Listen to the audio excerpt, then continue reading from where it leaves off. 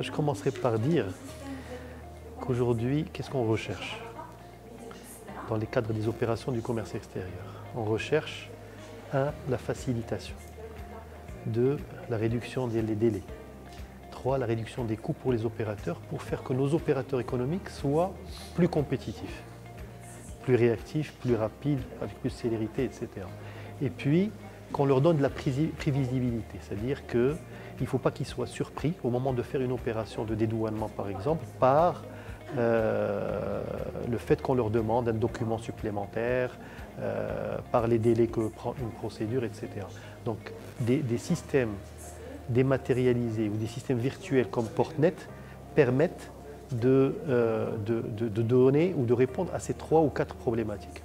Donc le souci majeur d'un opérateur économique, et c'est ce qu'on veut nous, quand un opérateur économique réussit, c'est une valeur ajoutée pour le pays. Et donc nous, dans notre vision en tant que douane, dans notre vision économique, nous sommes une administration de contrôle, et dans notre vision économique, l'idée c'est vraiment de permettre aux opérateurs de faire leurs opérations de manière la plus rapide et la plus simple possible.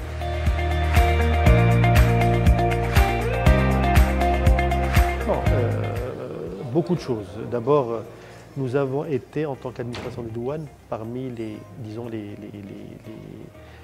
promoteurs du système Portnet. Donc on a été là depuis le début, parce que le début de l'opération naît au niveau de la douane.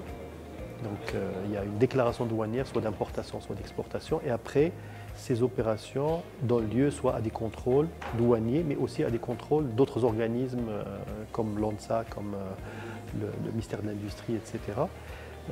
Donc on a accompagné Portnet à notre niveau, mais ce qu'il faut, à mon sens, retenir, c'est que Portnet s'est construit petit à petit et a répondu petit à petit aux besoins des administrations comme la douane. Nous, aujourd'hui, ce qui est important, c'est qu'on participe avec Portnet et avec les organismes de contrôle à ce que l'opération, encore une fois, soit la moins chère possible pour un opérateur et dans les délais les plus courts. C'est aussi simple que ça. La dématérialisation, encore une fois, ou un guichet unique, comme Portnet, permet de ce qu'on appelle d'avoir un système en étoile plutôt qu'un système en spaghetti. Un système en spaghetti où vous avez l'importateur ou l'exportateur, l'opérateur économique, qui est en train de courir autour des administrations pour avoir une autorisation, un papier, une autorisation, un papier.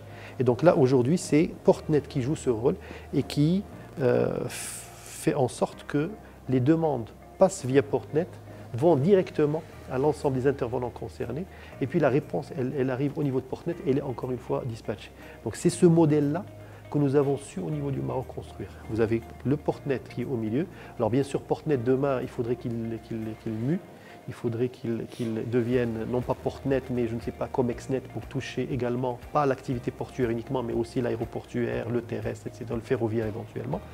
Mais aujourd'hui, on a un noyau qui est relativement bien construit. On a mis du temps, mais l'important aujourd'hui, c'est d'accélérer encore une fois la cadence pour que la valeur ajoutée d'un système comme Portnet soit réellement ressentie par les opérateurs économiques. Parce qu'aujourd'hui, il y a des avantages certains qui ont été donnés à Portnet, soit pour les opérateurs, mais aussi pour les administrations.